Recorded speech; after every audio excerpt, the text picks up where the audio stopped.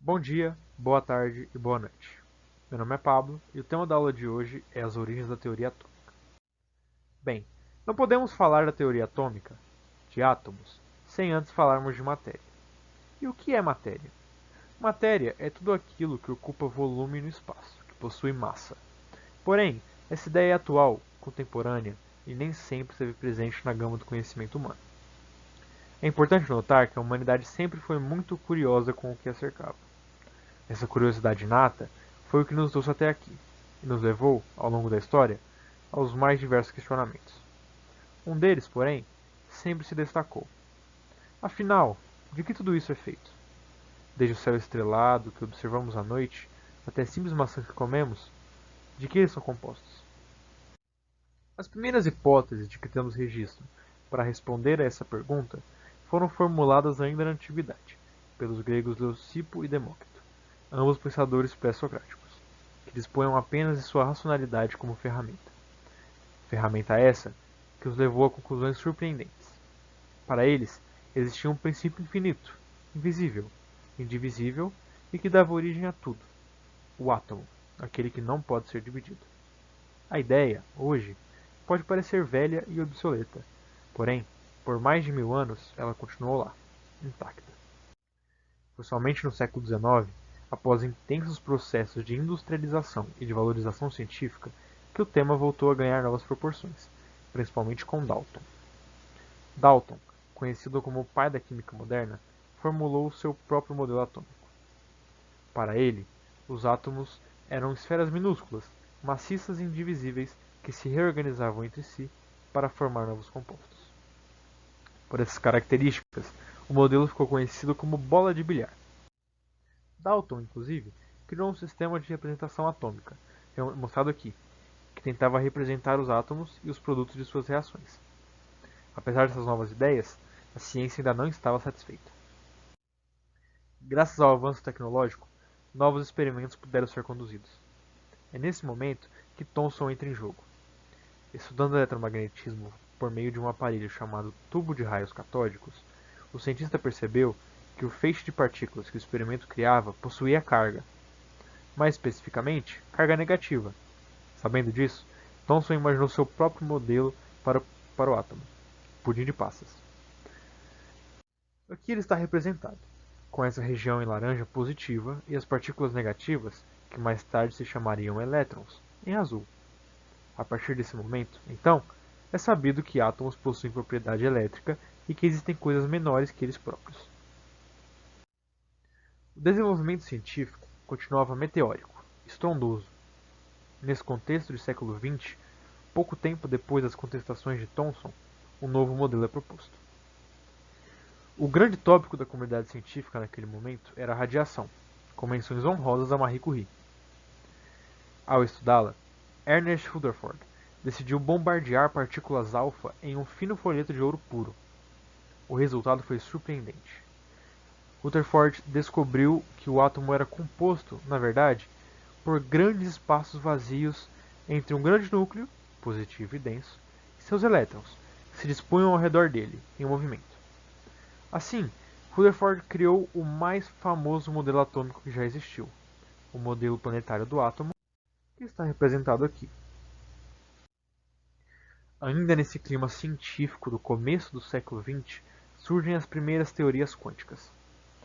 Não demorou muito até que Bohr, contemporâneo de Rutherford, tentasse dar ao modelo planetário as caras de que havia de mais avançado da ciência. Assim, surge o modelo quântico do átomo, baseado na imprevisibilidade eletrônica e em equações quilométricas. Entretanto, esse é um assunto para outra aula. É importante ressaltar que houveram muitos outros cientistas que propuseram seus próprios modelos. Dois bons exemplos são Sommerfeld, que modificou o entendimento das órbitas eletrônicas que Bohr propôs, principalmente em relação ao formato que essas órbitas podiam assumir, e Nagaoka, cientista japonês, que idealizou o modelo saturniano, em que havia um grande núcleo denso rodeado por um único anel de elétrons. E foi assim que, ao longo da história, a teoria atômica tomou forma. Esse conhecimento, hoje tão importante, possui inúmeras aplicações. Nessa aula, falarei de duas. Primeiramente, temos os painéis solares.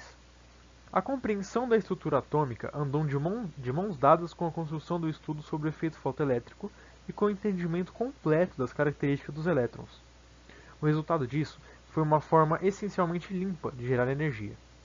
Em segundo lugar, temos a radioatividade. Compreender os átomos e sua estrutura nuclear foi essencial para descobrirmos um mundo novo de possibilidades. Desde a utilização em guerras até um simples micro-ondas, o uso da radiação e a aplicação desse conhecimento mudou a história humana. Agora, vamos resolver uma questão simples sobre o que acabamos de estudar. Bem, a questão é de 2018, da Unicentro.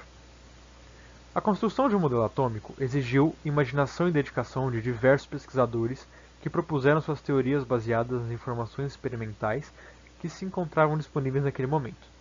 Com relação às diversas propostas de modelos atômicos, é incorreto afirmar que... Vamos ver as alternativas. A.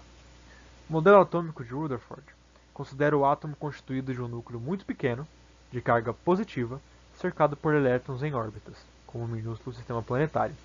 Está correto? O modelo planetário do átomo foi realmente proposto por Rutherford. B. O modelo atômico de Dalton considera que ao elétron são permitidos certos estados estacionários de energia. Estando em um desses estágios, o elétron não irradia nem absorve energia. Bem, Dalton em seus postulados, nunca falou sobre a energia do elétron. Então é uma alternativa suspeita. C. Joseph John Thomson construiu seu modelo atômico apresentando o modelo como uma esfera positiva, não maciça, com elétrons de carga negativa incrustadas, como um pudim com passas. Sim, esse é o modelo de Thomson, pudim de passas. Então está correta, lembrando que a questão está pedindo pela alternativa incorreta. Letra D. O modelo atômico de Sommerfeld admitia órbitas circulares e elípticas de diferentes excentricidades, cuja energia do elétron seria determinada pela distância em que ele se encontra do núcleo e pelo tipo de órbita que ele descreve.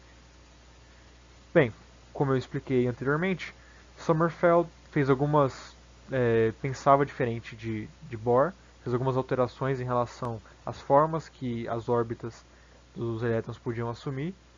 Então sim, a D está correta. Letra E. Em seu modelo atômico, Nagaoka sugeriu que o átomo era constituído de um anel de elétrons ao redor de um centro muito denso. Assim como eu disse, esse é o modelo saturniano realmente proposto por Nagaoka.